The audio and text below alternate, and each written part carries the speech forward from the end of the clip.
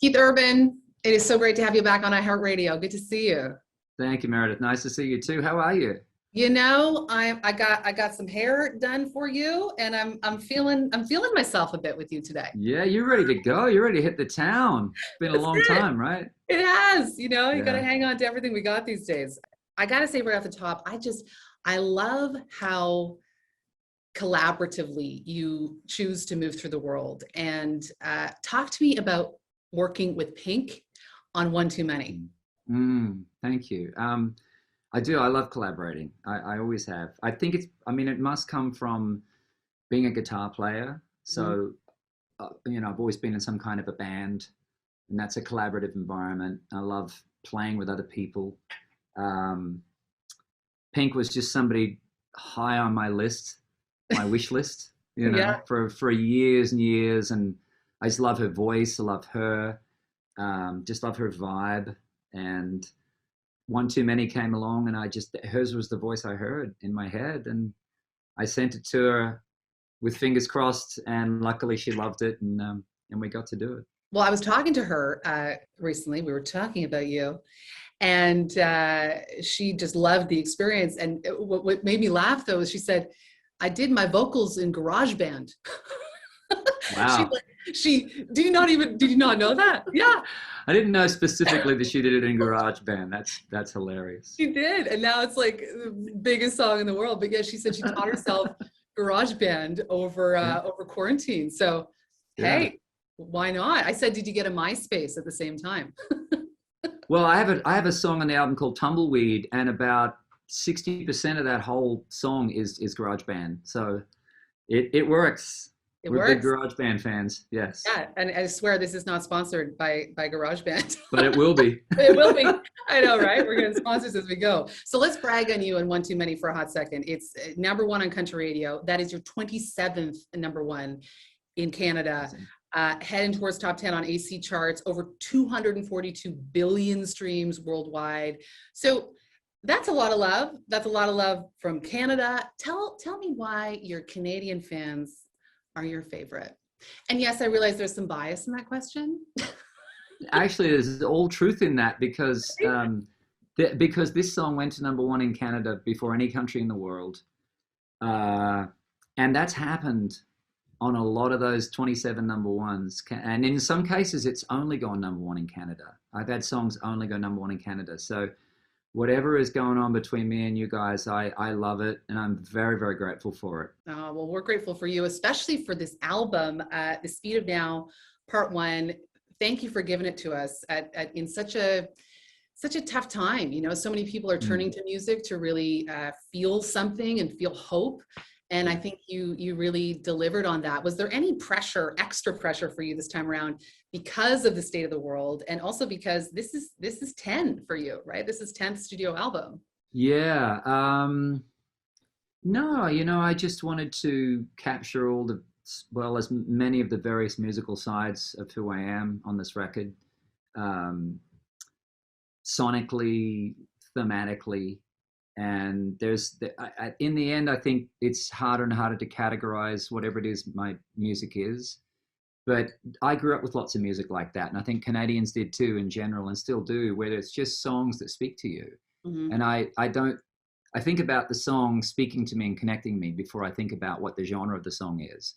Because there's just so many songs that I can't even label them. I don't know what they are. Out the Cage, I have no idea what that song is. I know I like it. I know I like it a lot. Yeah. But, that's also why I opened the album with it, because it was a bit like a song called Gone Tomorrow. That's the opening track on an album I did called Ripcord.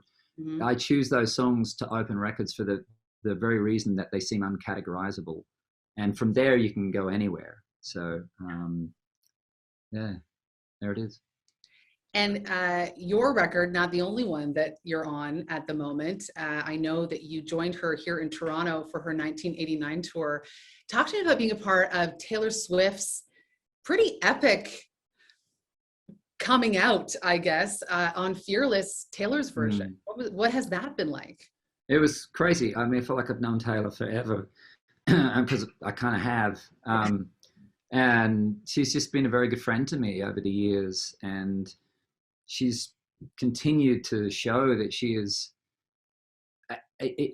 easily one of our generation's greatest songwriters, period. She is truly, that's first and foremost what she is phenomenal at, is writing frickin' songs. That girl can She's write. got hooks for days. She's just, she's got so much more in her, I think, than any of us know about, probably even her. And I think that's what I'm most excited about with her, is these last couple albums were examples, Evermore and so forth, were really good examples of facets of her songwriting diamond that we haven't even seen yet. And I think she's got so many more of those to come. So she's going to be around a long, long time. But to get, I got a text from her at Christmas time, and she says, I've got a couple of songs that I didn't release that I'd like for you to sing on. Do you want to hear them? I was Christmas shopping at the time at this shopping mall and was in the food court. And and I'm like, sure, send me the song. So she texted me these 2 songs. I'm sitting in the food court with my little AirPods in, listening to these 2 unreleased Taylor Swift songs while everyone's walking around with all their food and stuff. I just thought it's so surreal right now. Yeah. And then found a studio and was able to get in and record some vocals in Australia. It was great to get a call from her. But I got to sit in with her in Toronto. That's right. It was in Toronto. I know. We're still connected. It's really fun. That was such a great show. I was lucky enough to be there. It was such a night, and the 2 of you together just worked so well. And when I saw you were a part of it, I don't know. I was just really happy for her, because it's been a bit of a time for her, in the industry, kind of dealing with all kinds of forces. And it was just really cool to see her, own her stuff in that way, and to have your support. Well, she's a creator, and creators are a unique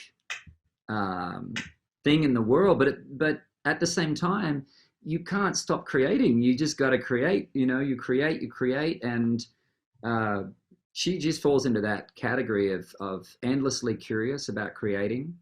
And I love the fact that she found some songs that she'd written back then that didn't quite make the record. That's the thing I was most excited about, the fact that there was songs. It's not like she went, oh, I think I can write a song that would sound like it would have been on Fearless. Actually, these songs were written for that album but never made it. That's why a song like That's When sounds like it's from that era. It's because it is. So it was really, really cool getting to be a part of that. Do you have some of those kind of songs? Do you have some of the songs? I have lots of songs that never made albums. I actually got an email. There's Brett and Brad Warren from the Warren Brothers. Yeah. Have written songs over the years and recording and so forth. And I got an email from Brett Warren a week ago saying, thank you so much for recording That's When. We wrote that, 14 years ago, whatever it is. Gosh. With Taylor, and we just thought, well, that's that. And suddenly, boom, it's not only recorded, it's also got you on it, and just thank you. Oh my gosh, that is a songwriter's dream. It's like you're totally. You don't think it's going anywhere, and then here it all is all over the world with Keith Urban. My gosh. It's crazy. There was a super cute throwback of you posted recently, and I'm just curious because we're talking about the surrealness of your life. This photo is you holding a guitar as big as you. Did that little guy ever think his life was going to become what it has? Oh, that's a good question. What was that little guy thinking? A man with a plan, or is this sort of evolved into something you didn't even picture? I had no plan. Mm-hmm. It was very broad stroked. I wanted to move to America. I wanted to tour around and make, just get better. I just wanted to get better at what I was doing, just get better at playing guitar, get better at singing. And it hasn't changed. I mean, the base of who I am and what I love to do has not changed at all.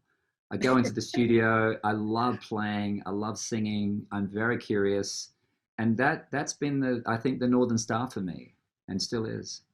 And I mean, you're still kind of rocking a similar haircut. There's not much.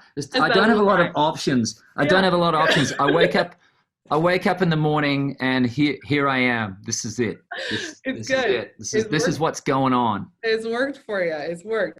I know you are a very busy guy. I appreciate your time so much. I'm going to end with a probably obvious question, but this album, Speed of Now, Part 1. So tell me about Part 2. Is there going to be a Part 2? I do. Part 2. Yeah. Yeah, I recorded too many songs for the first album, so I culled a whole bunch and pushed them to the side, and some of them I think will make part 2, and then I might add other ones to it.